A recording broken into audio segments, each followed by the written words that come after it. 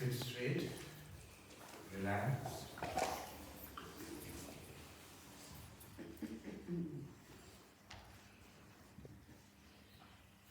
Breathing normally, whole body relaxed. Gently bring the attention to the tip of the nose where the in-breath is going in, out-breath is coming out. As the in-breath goes in, mentally count 1. As the out-breath goes out, mentally count 2. As the in-breath comes in, count 3. Out-breath 4. Like that, up to 10. Normal breathing. Don't try to control the breath. As the in-breath comes and goes, like that.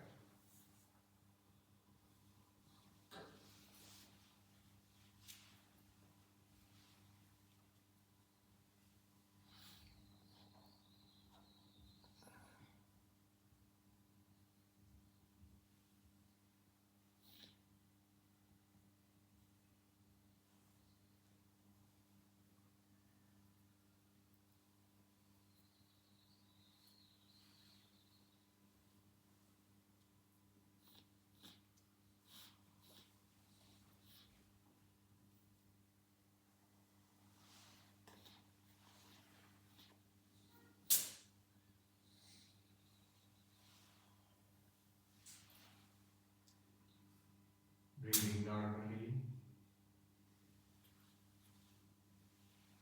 sitting relaxed. We are surrounded by mountains.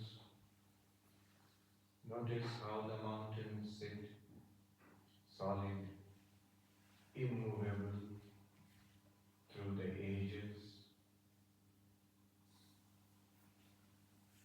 swept by wind and rain. Yesterday we saw how the clouds came, rain came, the wind roared. The mountains are sitting there.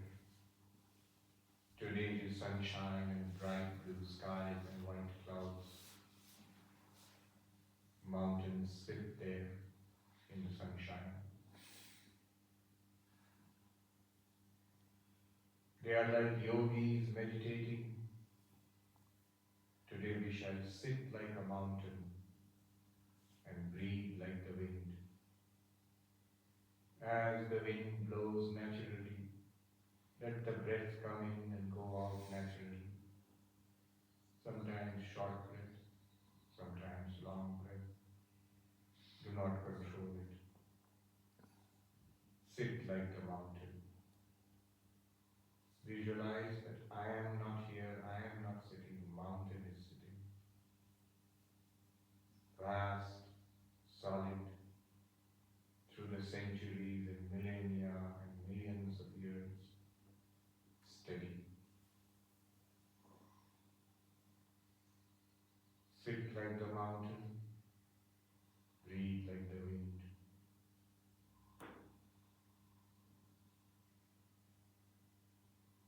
Aham asmi Sarada. I am, I shine. Like the mountain sits through storms and rain and hailstorms, through sunshine, through day and night. So do I sit through the ups and downs of life, through youth, middle age, old age, even death and beyond the new lives. I sit. Aham asmi Sarada.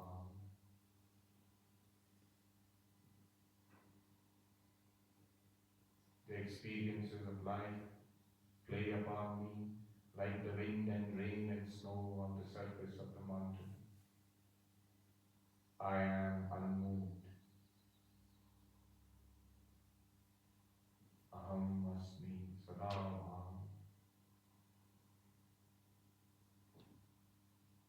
Sit like the mountain.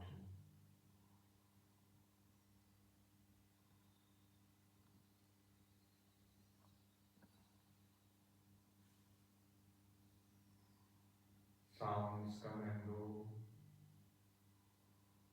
Sights and smells and taste and touch come and go in all their varieties. I sit like the mountain.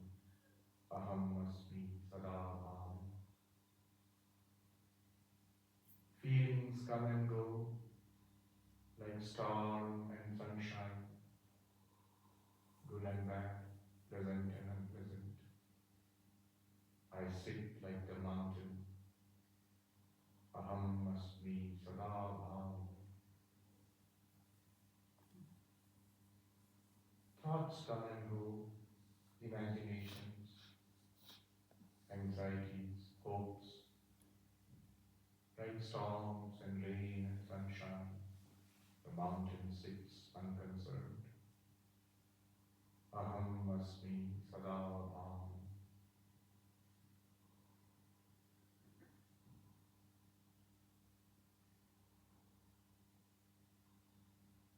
Day and night pass, the mountain sits.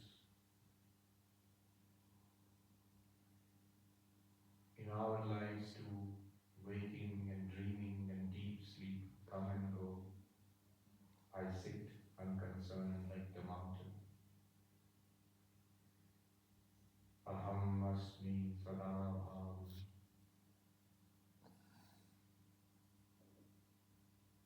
Sit like the mountain, breathe like the wind.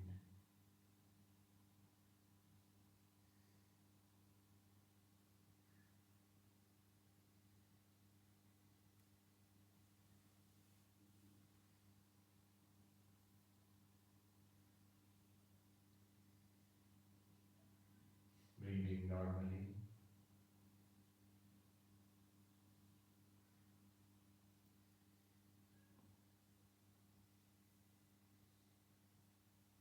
When you feel comfortable, gently open your eyes.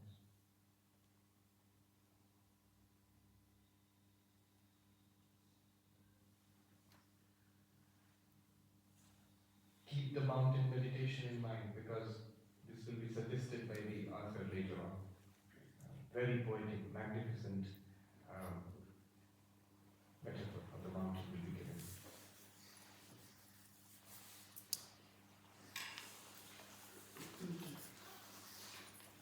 So let's come back to the text.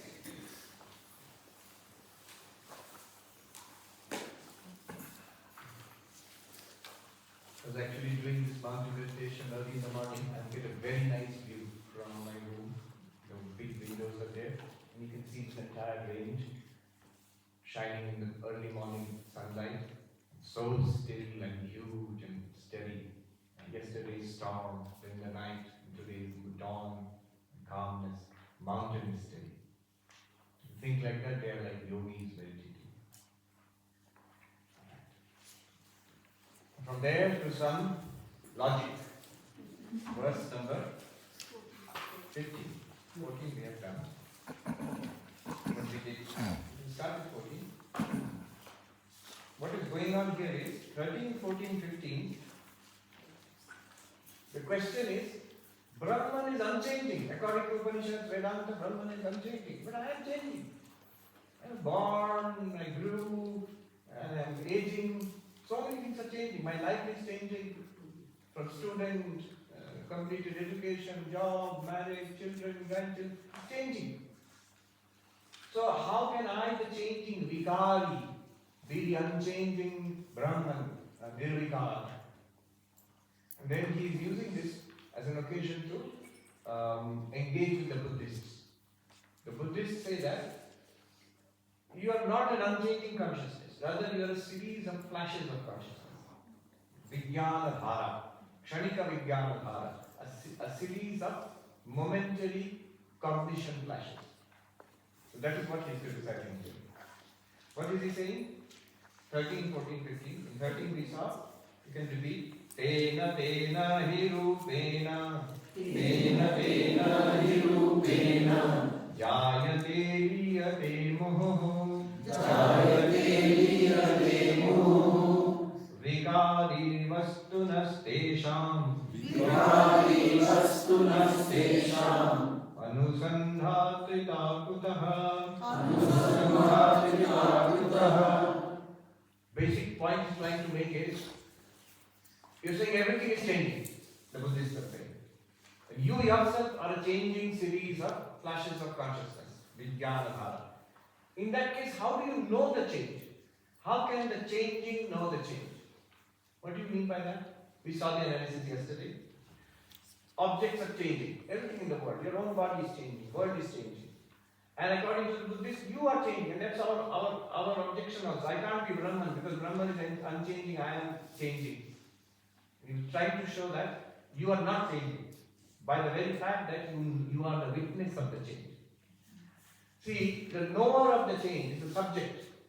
The object is changing. If the subject is also changing and the object is changing, then the subject cannot know the change in the object. This I illustrated by saying, think of the subject as a series. Buddhists will say it's a series. Subject 1, S1, S2, S3, S4, S5, subject 1, subject 2. Moment to moment.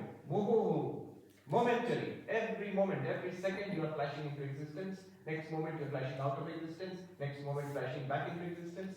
Like a flashing tube light or something.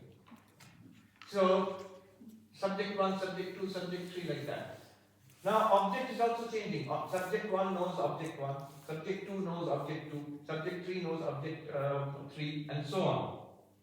But the change in the object from 1 to object 1 to object 2 to object 3 to object 4, who will know this? Subject 1 only knows object 1. Subject 2 knows only object 2. It did not know object 1 because it was not the subject at that time. Only subject S1 knows O1. S2 knows O2. S3 knows O3.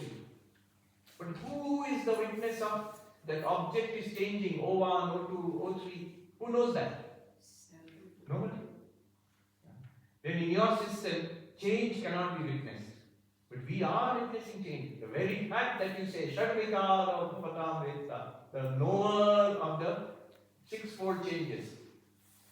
Jayate, Asti, Vardhate, birth, coming into being, growth, maturation, deterioration, and death. The one who knows all these, that one can't be, subject to birth and death. That cannot become subject to coming and going. This is the argument. Now he sharpens this argument in the next verse, which we will do today. I put it up till today because it requires fresh mind. Heavy dose of logic is coming our way. Number 15. Nacha swajanmana shamva. Nacha swajanmana shamva. Drashtum arhati kaschana. Drashtum arhati kaschana.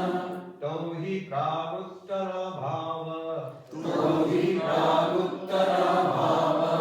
Charama prathama kshanam. Charama prathama kshanam. No one is able to see their own birth or death. For birth is the non-existence at the last moment of the previous life, and death is the non-existence before the first moment of the next life. Okay. What he has done here is, it requires a little background of Navya Nyaya. So, apart from Vedanta, there are other systems of Indian philosophy known as the various darshanas. We know the famous classification, Shad Darshana, 6 systems of philosophy. Those who sing Kali Kirtan, Sarada and Apaya Darshan. Oh mother, you are that which even the 6 philosophies cannot see. What are these 6 philosophies? Can you tell me? Nyaya, Visheshika, Sankhya, Yoga, Uttara Mimamsa, Purva Mimamsa. Purva Mimamsa is Vedanta, and Uttara Mimamsa is Vedanta. Purva Mimamsa is the Karma Kanda, philosophy based on Karma Kanda. Uttara Mimamsa is Vedanta. What we are studying is Vedanta, and that too one school of Vedanta, Advaita Vedanta. This is all Uttara Mimamsa. But there is another school called Nyaya. And these Nyayikas are masters of logic. So they developed I sometimes say, Advaita Vedanta. What it does is, it uses the developments in other philosophies and puts them to use in order to prove the Upanishadic Siddhanta, the conclusion of the Upanishads that you are Brahman. But to establish that, it uses so many things from other philosophies. So you find the logic from Nyaya. The Vyavaharika word describes Vaisheshika and Sankhya cosmology. The concept of witness consciousness, pure consciousness from Sankhya. Don't think it's Advaita Vedanta, it's Sankhya. The techniques of meditation useful for nididhyasana from yoga. And Vedanta is based on Upanishad, right? How do you understand Upanishad? The methods of interpreting the text of the Upanishads, the methods of interpretation of text taken from Purva Mimamsa. The whole system was developed by Purva Mimamsa. Taking all that, putting it all together, on top of that you put the Upanishadic Tapovan and you serve hot with some spices. We call it Advaita Vedanta. So if you open the box of Advaita Vedanta, inside you will find made in China. All components are from other systems, assembled from other systems. Yes, definitely. So in those days, all these philosophies were in continuous dialogue with each other. They debated and criticized each other and learned from each other. You will find the DNA of these philosophies in each other's systems. Not just in 6 systems, especially Buddhism. The 1,000-year debate. Indian philosophy went through 3 periods, golden periods, I would say. First is the development of the philosophies themselves. After the age of the Vedas, the Upanishads and Gita and all of that, then comes the development of the Darshana. This is the age of the Sutras. Sutras. All these systems were codified, compacted, systematized and put in the form of Sutras.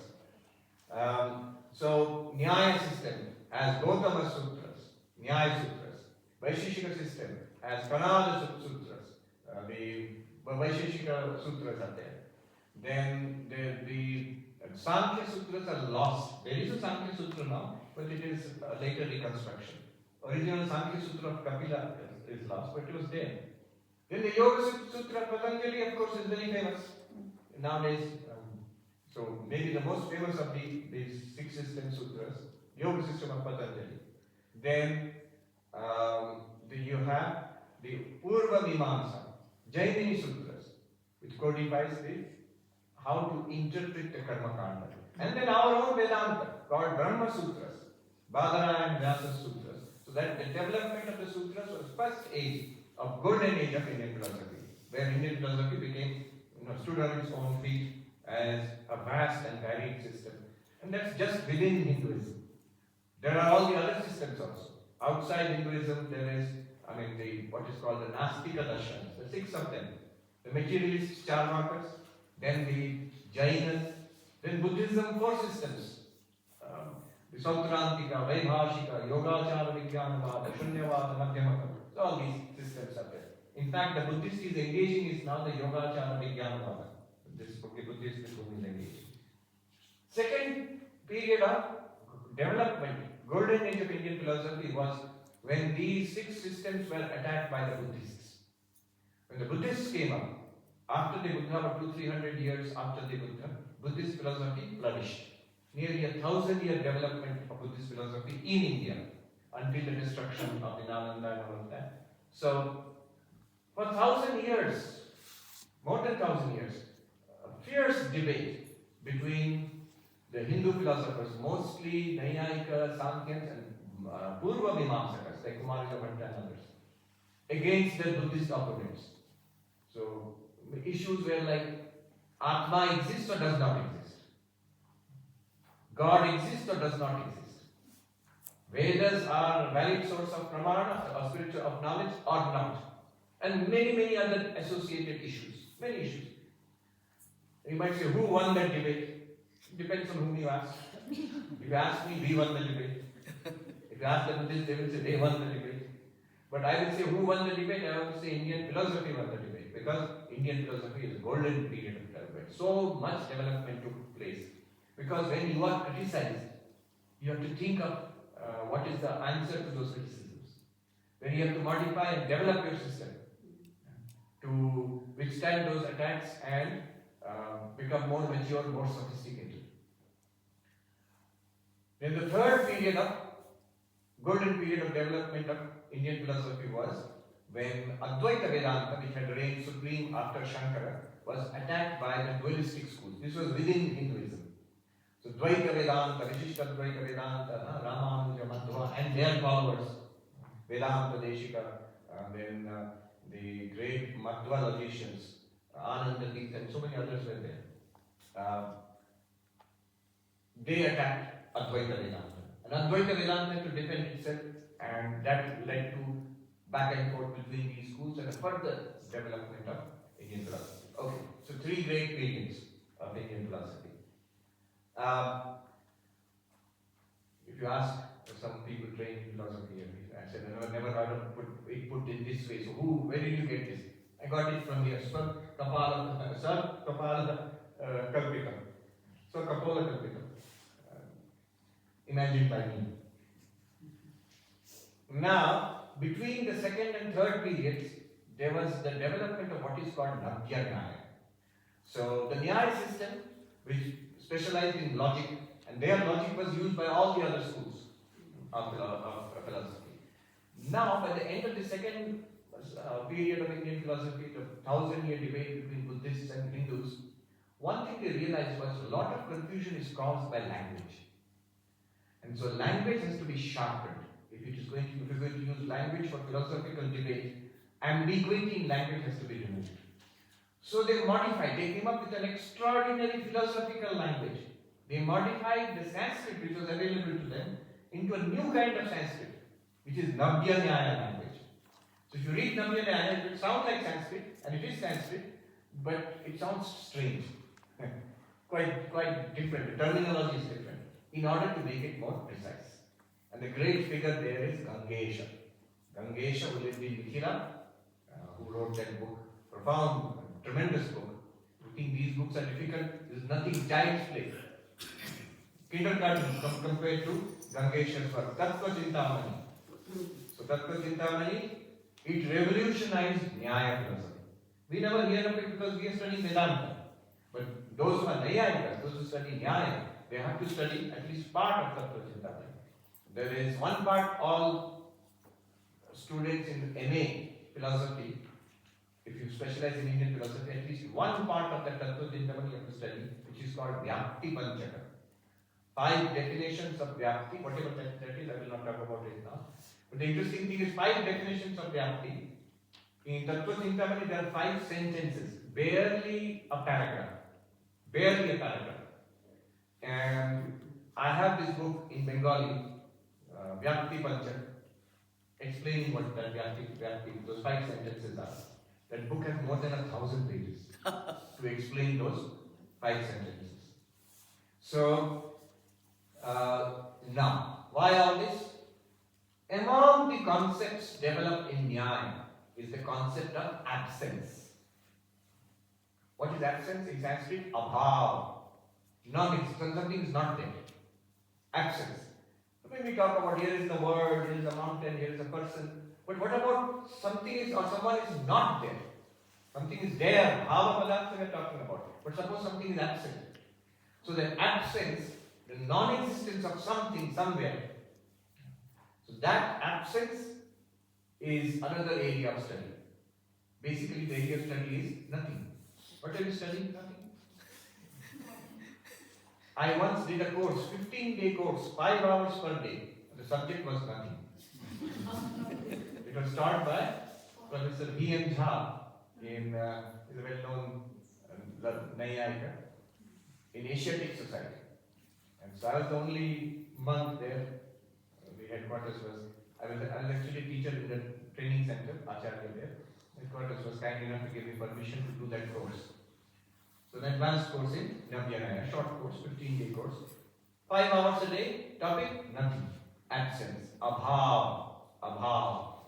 Gangesha has 1 or 2 pages essay on abhav, the discussion, debate on nothing. Debate on nothing.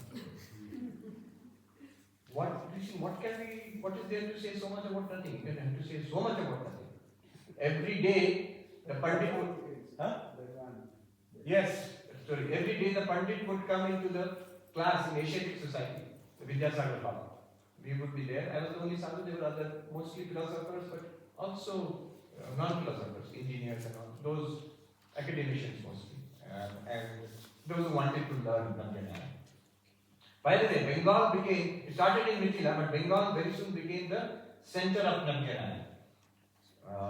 Chaitanya Mahaprabhu, he was a Pandit of Navyanaya. Navadvip. Navadvip was there also. It was like Harvard and Yale and Cambridge and Oxford. And Pandits from all over India came to learn Navyanaya. These techniques of logic there. In fact, there are records of lamas coming from Tibet to learn Navyanaya there. So this Pandit would come into the classroom in Asiatic Society to teach about nothing, 5 hours a day for 15 days. And the example he used was Bhutale Ghato Nasti. There is no pot on the surface, on the ground on the surface. He meant the surface of the table. Bhutale Ghato Nasti. Pot is not there on the table. So he would like Bhutale Ghato Nasti. And then discussion will go on. What does it mean that there is no pot on the table? Now there was one caretaker of the farm. Few days later he asked me, because I was not getting more approachable. He came and asked me, Maharaj, if you want the product of hot kineko, easily available. Because he's thinking these fellows, every day they are complaining there is no pot. Every day they come and write, Bhutale Ghato Nasti. Pot. Hot kineko, power there. We felt it's a responsibility to the hall, all the fittings and gadgets and everything. So why not one point? Now, abhava.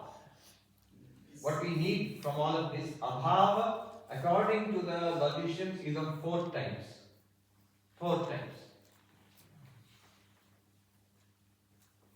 One is called atyanta abhava, complete absence. So, for example, in this room there is an absence of an elephant. There is no elephant in this room.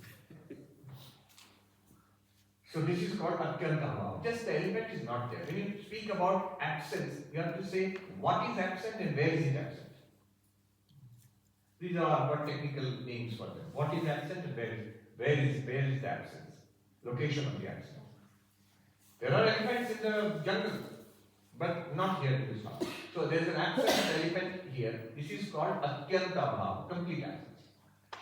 Then there is another kind of absence called prag. This is important for us. Prag abhava. Prag abhava. Prag. Before.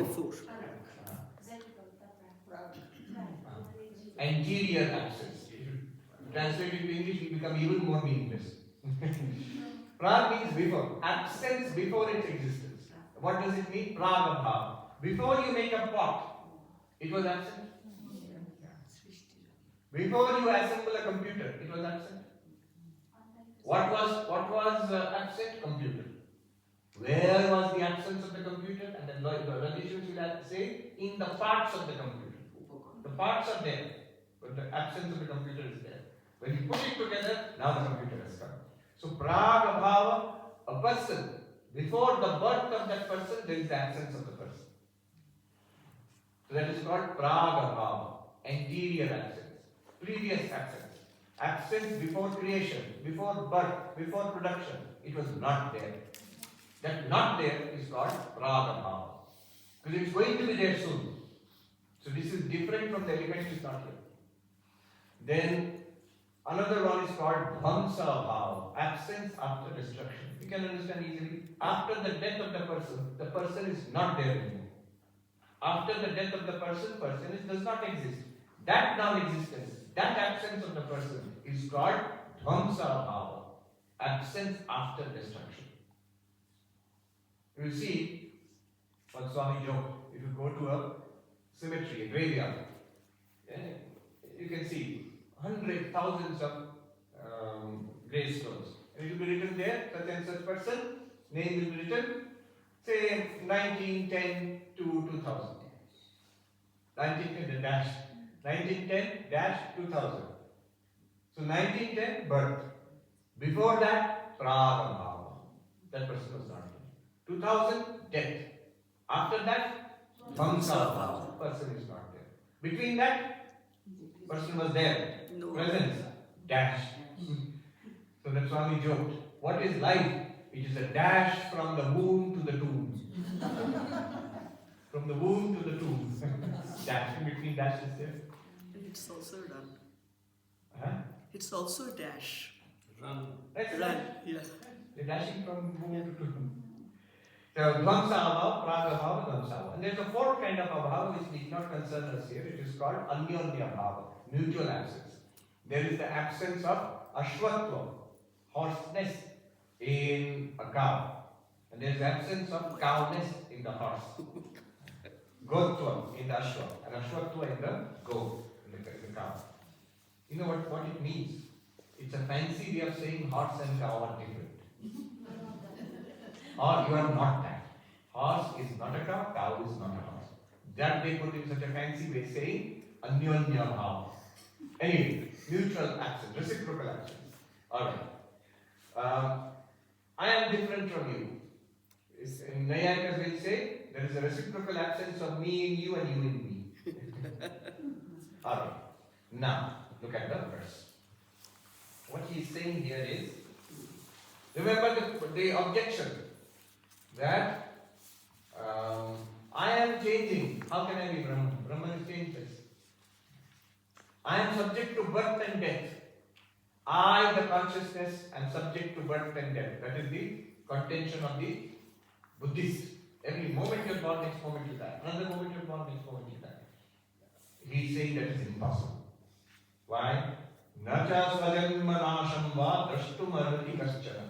Nobody, no consciousness, no conscious being can ever know their own birth or destruction.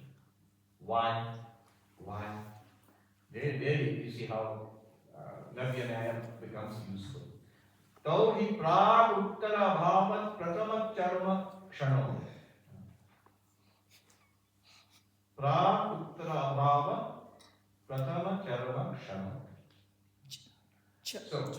Charama prathama kshana. Correct. Charma pratama kshana. Prag uttara praga bhava charma kshana. Uttara this Dvamsa Bhava, Uttara Bhava here means Dvamsa Bhava. Dvamsa Bhava, Charamakshana. What does it mean? So, before a person was born, say that person was born some date in 1910. Before that, Praga Bhava, previous absence. And when, how long was he absent before birth? Forever.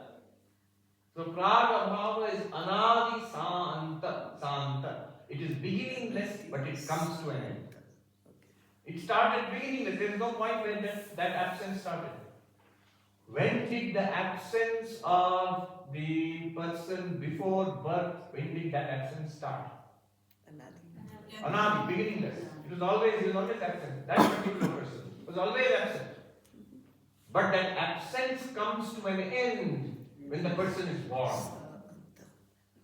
Birth of the person is the final moment of the absence, the pragabhava, the interior absence of that person. I'll repeat. The moment, suppose one moment you can trace, this is the moment when that person is conceived or born. That moment is the last moment of pragabhava. Prior absence. That's called prior absence. Prior absence comes to an end. That is the last moment of prior absence. Now note what has been said here. Last moment, pragabhava, the charamakshana, pragabhava charamakshana, final moment of the prior absence. What was absent? That person. Birth is the final moment of his prior absence. That means at that moment he was absent. So, charamakshana, final moment. At the moment which is called birth, that person was actually absent. Next moment onwards he is supposed to be existent. So the moment of birth, the final moment of the prior absence of that person, the point is that person was absent. He was absent, how will he know his birth? You must appreciate the logical force of this. It's irrefutable. You cannot know something if you are not there. If you are absent. If you don't exist, you can't know it. You can't know it. Before the birth, a person is absent. It is called prior absence. Pragabhava. And that Tapovan continues from beginningless time up to that final moment, which is the birth of the person. Now the question is, consciousness is born and dies, is it true? But then the birth can never be experienced. Because at the birth, why not? Because at birth you are absent. It is the final moment of your prior absence. Death also you cannot experience. What is death? It is the first moment of your posterior absence. Dhamsa bhava, uttara bhava, charamakshana, final moment. Prathamakshana, first moment. After death, a person is absent. How long is that absence? Will that absence continue? Forever. Even if you are born, it will be a different life. This person is gone forever. So the absence of the dead person starts at the point of death and continues forever. It has Sahadi Ananta. With beginning, endless. Posterior absence, the prior absence without beginning has an end. And posterior absence with beginning has no end. So if the point of death is the first moment of the posterior absence, that means at that moment you are absent, the one who is dying. How will you know that? If you are not there, you cannot know anything. So you are not there. That is the definition of death. First moment of posterior absence. So because the knowing entity is not present at the so-called birth, knowing entity is not present at the point of death, so-called death, then you cannot know them, birth and death. Nobody means the knower, consciousness, can never know its birth, can never know its death. Therefore, the knower of birth and death must be already existing. That one is not born, that one does not die. Birth and death are going on. It is experience. It means that one which experiences birth and death is not born, does not die. That's the conclusion. Did not get this point. So, if one cannot know, if somebody is born and dying, that one can never know its own birth or death. If you know your birth and death, if you know birth and death, then it is not your birth and death. It is not the birth and death of consciousness. Who can know birth and death? Non-conscious things cannot know anything. Consciousness cannot know its own birth and death. Why? Because of praga bhava and uttara bhava, charamakritamakshana. So nobody can know the birth and death of themselves. Because Jadavastu cannot know anything. They are neither their own creation nor their destruction. And consciousness cannot know its own birth and death, because to know your own birth and death, you will be absent at the point of birth and absent at the point of death. Therefore, consciousness cannot know its own birth and death. But consciousness knows birth and death. And then that birth and death cannot be the birth and death of consciousness. It must be the birth and death of non-conscious entities. So like it's basically birth and what is meaning is birth and death of the body. Yeah. So when you say consciousness knows birth and death, it can't be its own birth and death. It can't be its own birth and death. Because we are experiencing birth and death. Clearly it is not our own birth and death. Are you referring then conscious is ever prevailing? Yes. Ever prevailing is nityam, ever constant, not change. Not change. That assumption is there. That's why we do that. I mean, No, not that assumption. assumption is proved. Yes. It That has been assumption proved. is- That assumption is challenged by the Buddhist And it is proved. It is proved. Okay. Changing means what? Let's take the extreme case of changing, birth and death. You are not there, you came into existence. You were there, you went out of existence. That is impossible. But this is only in Advaita. Yes, but This is Navya. no, we are using the terminology of Navya, and this is the Advaita Siddhanta. Consciousness cannot be born, cannot die. And you can't just say it's in Advaita, because whichever is system of philosophy, prove it to me that consciousness can be born, consciousness can die. Advaitins say that consciousness cannot be born, consciousness cannot In die. other things also they have mentioned about the death and birth. In other things means Advaita and Vishishtadvaita Siddhanta. yes. They also mentioned. Yes, so there also is death and birth of the body. The Charvakas alone say death and birth of the body is death and birth of the self. And the Buddhist will say this death and birth is continuous, moment to moment. This is being refuted here.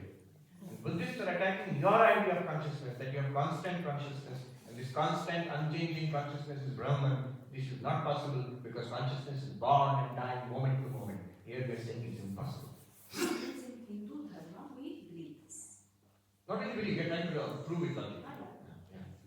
So, Buddhists say, so actually there is a confusion here. What the Buddhists are talking about is stream of consciousness.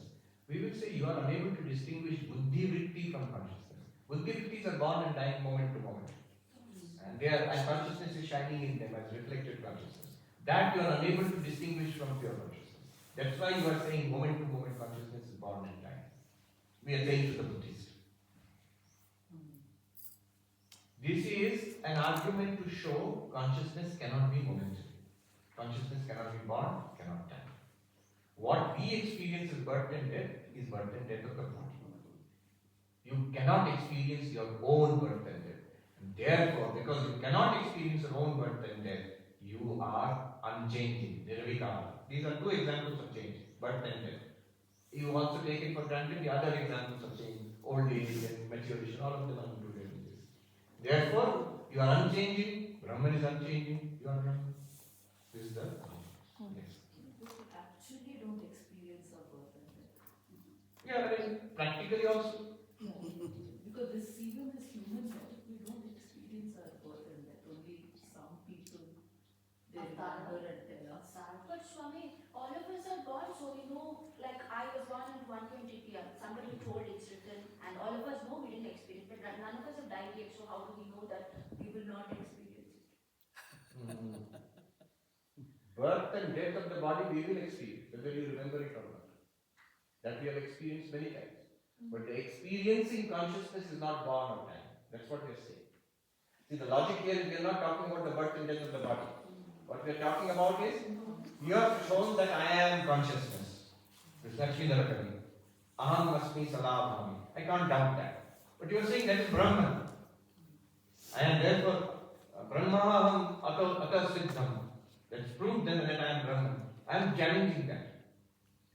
I am and I shine. Buddhist also says it. But in their case, consciousness is born and dying moment to moment. Brahman is eternal. How am I Brahman? This is the objection. And the answer here is consciousness is not born and dying moment to moment. Consciousness is unchanging. A pure consciousness. This aham asmi sadabhami. And therefore it is Brahman. The whole issue here was, in these verses, Brahman is nirvikara. How do you know? Upanishad say it. But I have so many changes. Shatvikara, so many changes are coming in me. How am I Brahman? Now he is showing that changes are not coming in me. You are the unborn, undying consciousness, and that unborn, undying consciousness is Brahman. That is the argument going on here. Earlier, what was the argument? That the earlier verse, 14th verse, 13th and 14th. You cannot know change if you are yourself changing. That was the argument. Now the argument here is, you cannot know your own birth and death. Because opposite. The same argument. But it's a sharpening argument. And he has brought in some Navyanaya terminology to help us. Yes. Okay, moving on. Now, next few verses from 16 onwards, several verses, is all will become subtler and subtler. Some serious issues in Advaita Vedanta will be taken up. Like, One question before we leave. The knower is not, the witness consciousness is not the knower. Who is the knower? Knower is the mind, component of mind. So when we say the knower, not born or one that knows, is simply illuminator of that knowledge. yes. Remember, the knower is also not different from the witness consciousness. Because witness consciousness can be different from the knower, but the knower is not different from witness consciousness. The Just knower as is one. sunlight, no, in the sense of sunlight and moonlight. Who is the illuminer of the earth at night? Moonlight. But moonlight is also sunlight. So sunlight reflected through the moon illumines the earth at night. Similarly, pure consciousness shining through the mind and sensory organs illumines the world and becomes the knower, pramata. These two terms, you're saying witness and knower. The terms are sakshi and pramata. Sakshi is pure consciousness. Then aham asmi sada aham. And then knower is that pure consciousness only, that sakshi only, with further equipment of mind and senses, deploys instruments of knowledge and knows knowable objects. Then it is called knower. There's a big difference. Knower is ever changing. Yes. Sakshi is never changing. But how can you kill then Sakshi? Which one? Like you said, Pramata. How can pure consciousness be Pramata? Pure consciousness is the core of the pramata. Just like if I ask you, how can sunlight be moonlight? We know that moonlight is reflected sunlight. Correct. So And- Pramata is a reflected Correct. Atman. Yes, exactly. Therefore, in pramata you cannot discount the Atman. Just as in moonlight, you cannot speak of moonlight and say it is not, there is nothing, sunlight, you get out of your sunlight, you have nothing to do here. Then moonlight will also disappear. You cannot have moonlight without sunlight. Yes. But you can have sunlight without moonlight. Similarly, you cannot have pramata without sakshi. You can have sakshi without pramata. Now, some serious issues will be taken up, but these are all subtle and difficult issues. And he will take them up one by one. Very interesting. For example, it will be taken up, immediately it will come. Alright, the opponent is tired now. He is trying to prove that I am not Brahman. The author is continuously cutting down. See, you must put your objections in philosophical format. You need a clear question. You must clearly and precisely put it in philosophical language. Now when you put it there, the author is cutting it down continuously. Every one of your objections has been cut down by the author and saying, hence you are Brahman, hence you are Brahman. Now he's saying, alright, let's take a step back. One thing is however certain. You are saying that we are in ignorance. And this ignorance has to be removed by knowledge, and then you will realize you are Brahman. You are Atman, Brahman. And that's what you are trying to do in the Vedanta. That means the self, Atman, has ignorance. At least this much you have to say. It may not have body, mind, word, forget it. It may not be changeful. It may not be subject to birth and death. Whatever it is. But ignorance it has, you have been saying again and again and again. So the self has ignorance. In that case there is duality. Consciousness is there plus ignorance is there. Or there is a defect. That Chaitanya has ignorance. In that case, how can this self be Brahman? Brahman can't have ignorance. Non-dual Brahman, how will it have ignorance? Then other questions will come. This Sakshi, we are talking about Sakshi, witness consciousness. Is it really the Sakshi? Doesn't that imply a duality? Witness and witnessed object. You are the witness. If you are the witness, then there is something to witness. Then there is duality. Then further questions will come. Satchidananda. Is Satchit Ananda? Are these attributes or properties of Atman? Then it will begin duality. There is the dharma-dharmi duality, property and property holders. So the table is brown. Brown is the color, table is the object. So like that, is Atman the object and Sat-Chit Ananda are the properties? So these questions will come up. And these are subtle questions. Number 16. Na prakashe ahamityukti. Na prakashe ahamityukti. Yat prakasha nibandhana. Yat prakasha nibandhana. Saprakasham tamatmanam. Saprakasham tamatmanam. Aprakasha katham sprishe. Aprakasha katham sprishe.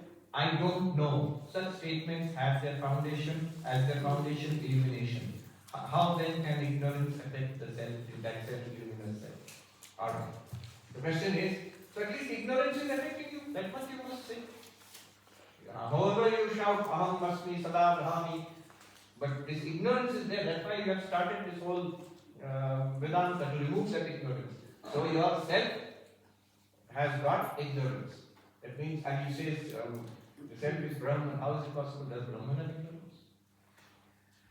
Now, here he is saying, aprakashe aham ityukti. This statement, I do not know. The moment I say I do not know, I am admitting I have ignorance. I do not know something. What is the train schedule? I do not know. What is on the menu today afternoon? Jalebi is there or not? I do not know. And I have got ignorance. I have ignorance.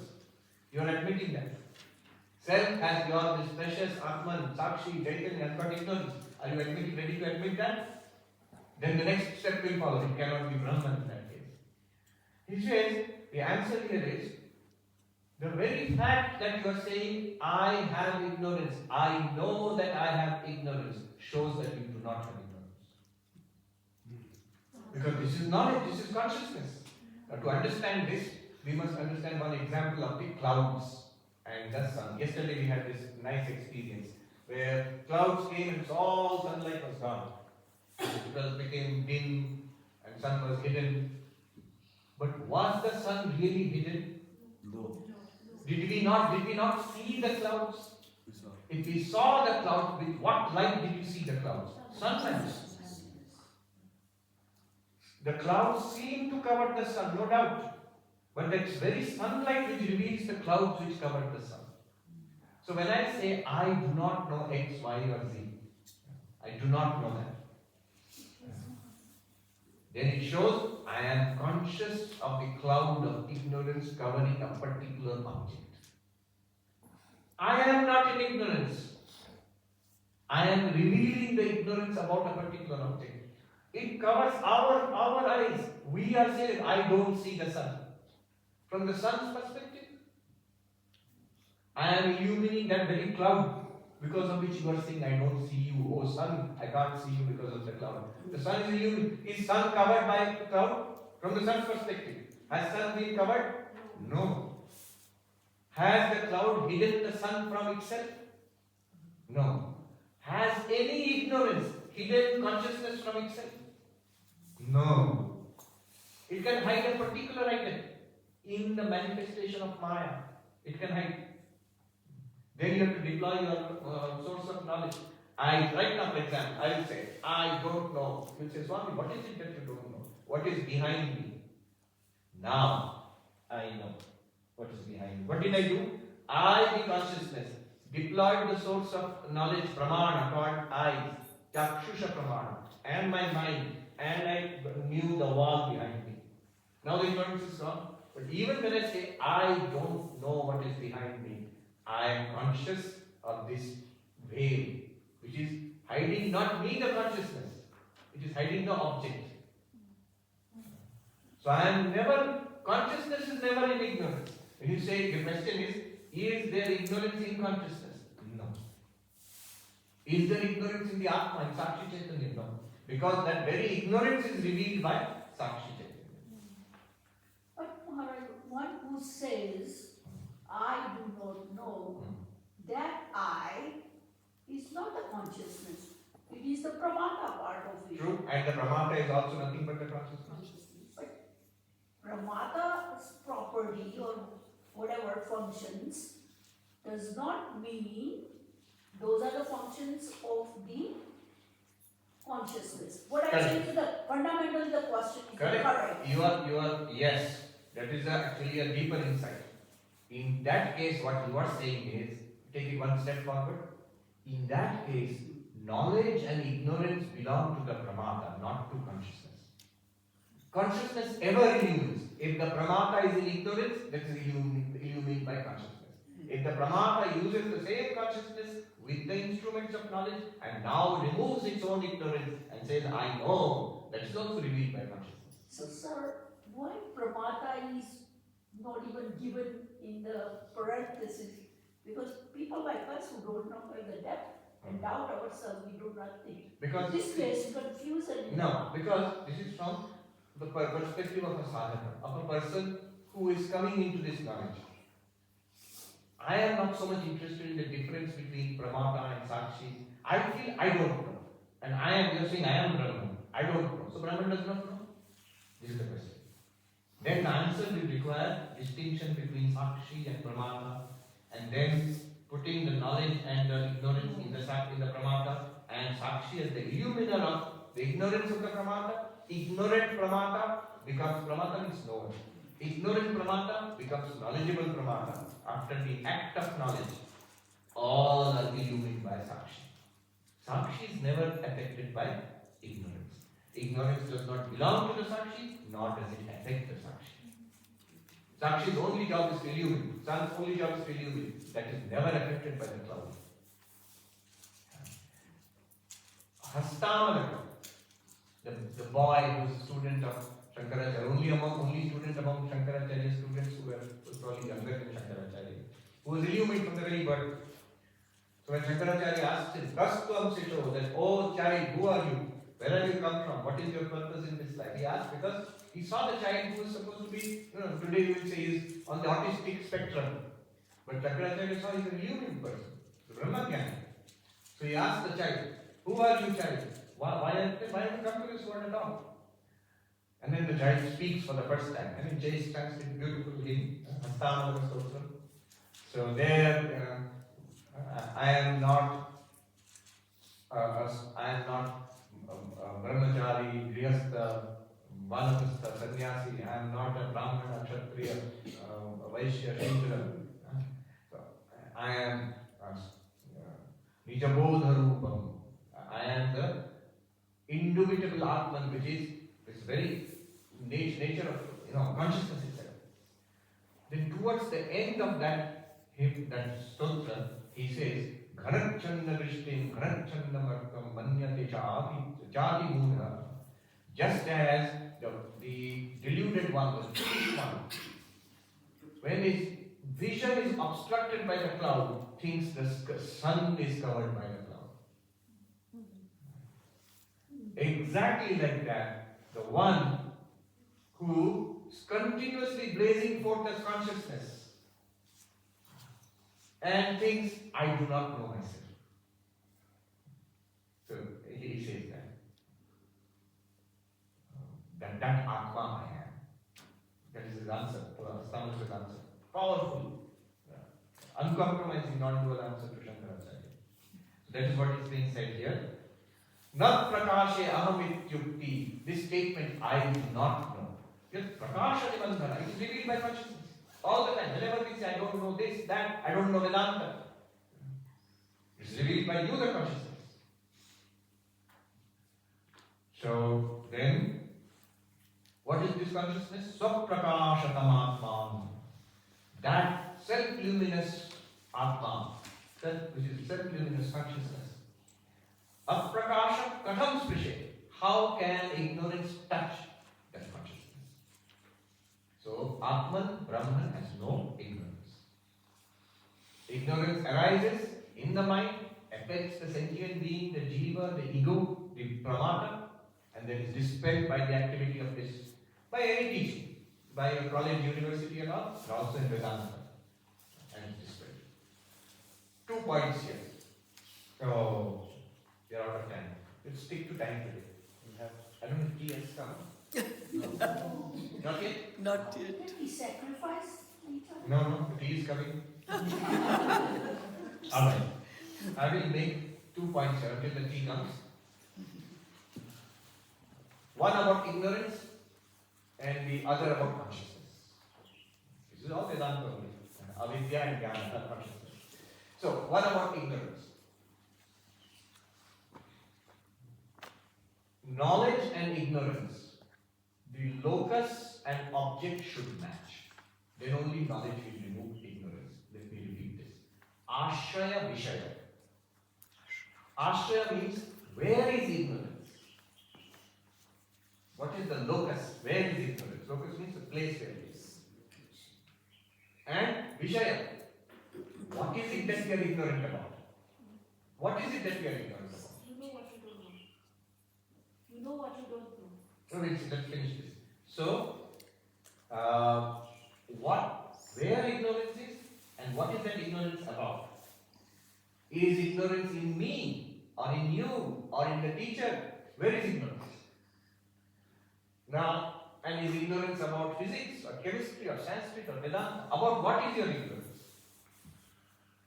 For example, here, in physics class, why are the students there? Because they feel they are ignorant about physics. They want to learn about physics. So the object of ignorance, Vishaya, is physics.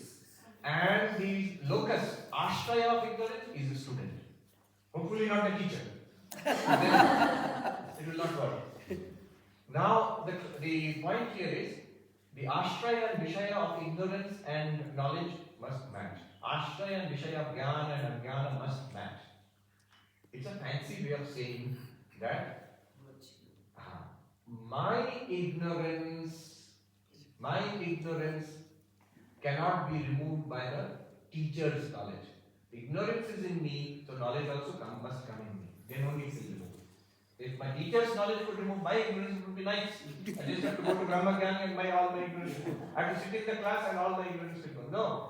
All the labor of the teacher and my own labor is that knowledge which is there in the teacher's mind has to arise in my mind. Second, the object of ignorance and object of knowledge must match.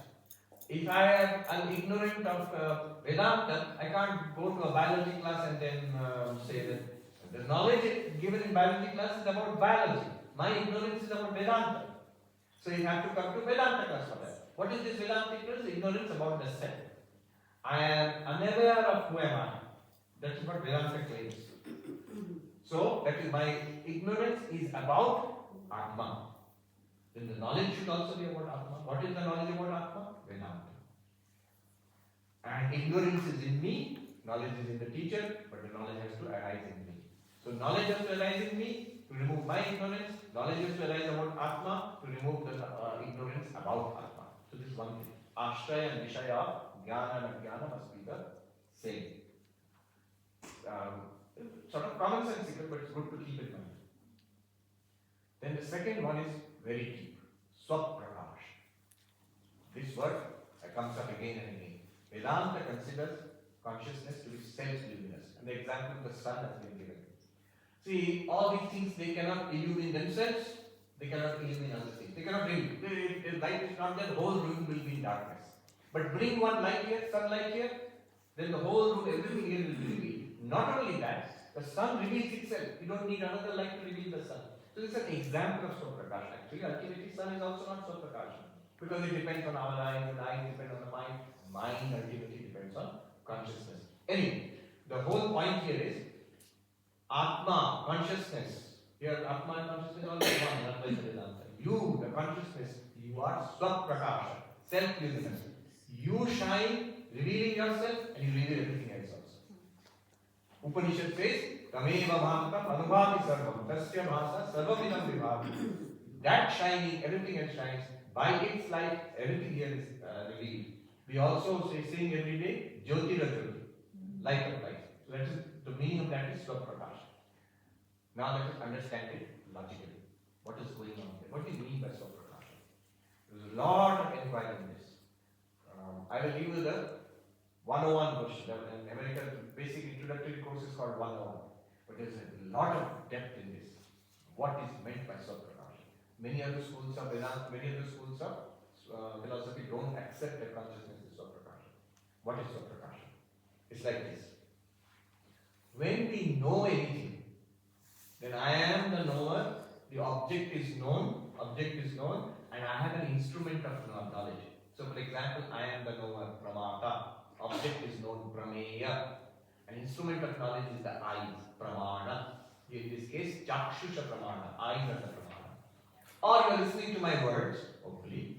You are the knower, my words are the knowable, and your ears are the instrument of knowledge. Basically, of course, ears, brain, mind, all of these are necessary. Microphone, all of these are necessary. But basically, ears are the instrument of knowledge. This is called Tributi. Pramata, Pramana, Prameya. The three factors of epistemology, three epistemic factors. Epistemology means the science of knowledge. So, in any knowledge, whatever knowledge you are getting, spiritual, secular, whatever it is. Knower, knowable, instrument of knowledge. Three things are necessary. Whenever I say I know something, who is the knower? I. What is known? X. How is it known? You must describe the process. Eyes, ears, scientific experiment, or religious book. Some source of knowledge must be there. How did you know? Now, all knowledge is by Triputi. Okay. Triputi, three factors. We have got three epistemic factors. Knower, knowable, instrument of knowledge. All knowledge is like this. Except self-knowledge. Self-knowledge. How do you know yourself, your own existence? We go back to the beginning. Aham, asmi, I am.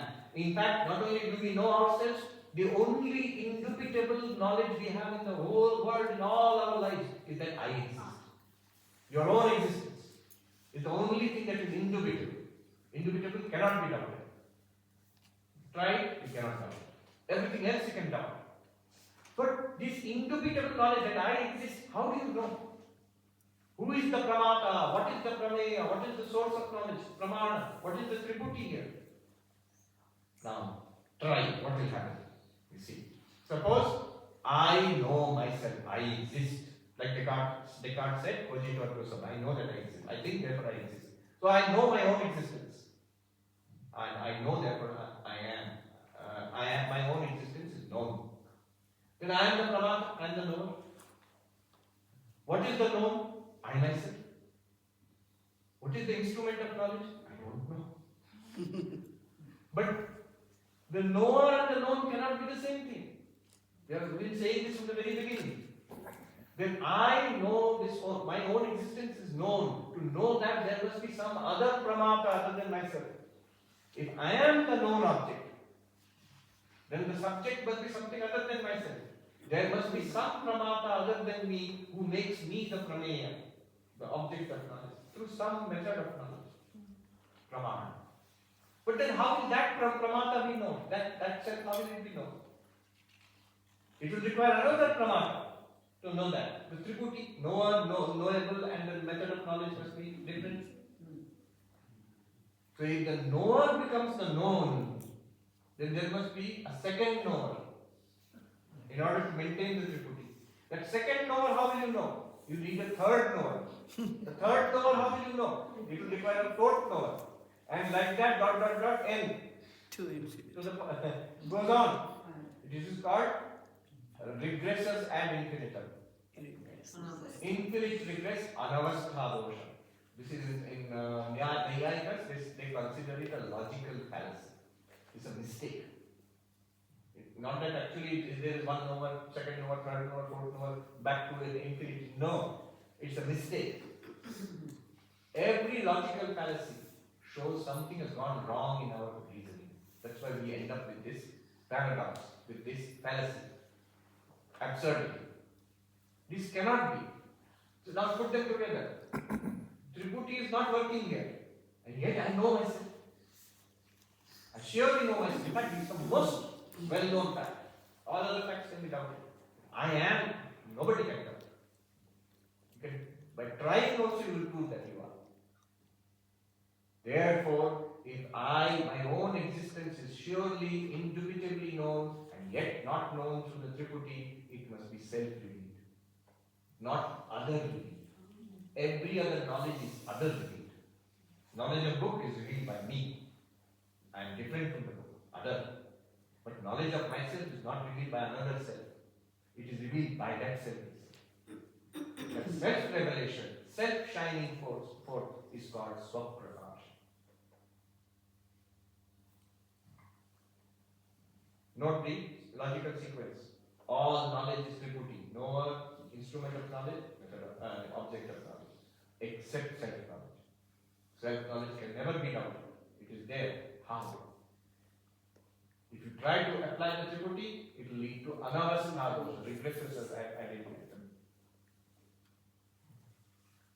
So, then we are forced to the conclusion, the self-knowledge which we have, the self has knowledge of itself, but that knowledge is Swaprakash, self-revealed, self-luminous. It reveals everything and reveals itself. It reveals everything else through Triputi. Knower, instrument of knowledge, and object of knowledge. It reveals itself by Swaprakasha, self-knowledge. Atman is Swaprakasha. Swaprakasham Atmanam. Now you see the force of this argument. Swaprakasham tam Atmanam. Aprakasha becomes speaking. You are revealing yourself. How can ignorance come in the middle? Ignorance can affect the Triputi. Knower, instrument of knowledge, object of knowledge. Object of knowledge is hidden by ignorance. You have to deploy the instrument of knowledge to cut that veil of ignorance and reveal the object. But you yourself, no Triputi necessary. Therefore, no scope, no space for ignorance to exist. Aprakasham katham sprishe. Ignorance cannot even touch you. Therefore, you are Brahman.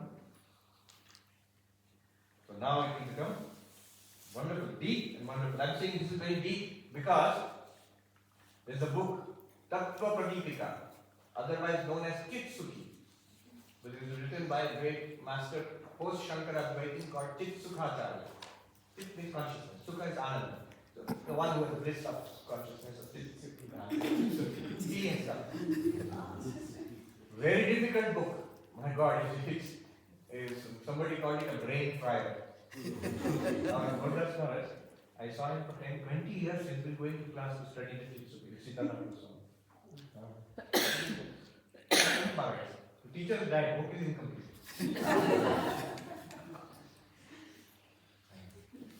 So, there, one of the topics is Swaprakasha. What is Swaprakasha? Please define. The opponent says this new concept, newfangled idea about Swaprakasha, self-knowing. Please define.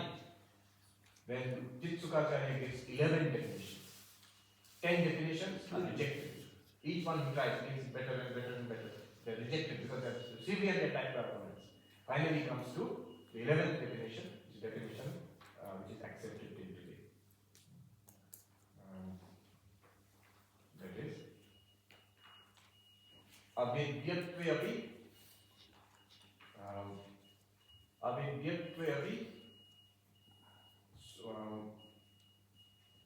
I forgot my mind. Though it is itself unknown, it is capable of revealing itself. That is Avidyatve. Though it is itself unknown, avidya. Though being unknowable itself, it is capable of revealing it. It can never become an object of knowledge, but it can reveal everything else and reveal itself also, without becoming an object of knowledge. That is Swaprakash. Avidyatve sati aparoksha vyavahara yogyatvam. Yes. Avidyatve sati aparoksha vyavahara yogyatvam. Although it is never an object of knowledge, it is always fit to be expressed as directly experienced. The consciousness through mind, current and upkaran, experiences the object of knowledge outside. Yes. When awareness, the consciousness, does not need any current upkaran and stays focused on itself. Or stays as itself. Because you can't focus on itself. Yes. That is the meaning of avedya. It cannot be objectified. Yes, and not focusing. When you are not using any current, no current, you stay as you are. Yes. That is what That is Swaprakash. Sri Ramakrishna, this is avidyatve sati aparoksha vyavahara yogyatvam. That is the definition given by Chitsukacharya. Sri Ramakrishna puts it even more simply. He says bodhe bodhe. Bodhe bodhe. Chalo, tea time. Exactly.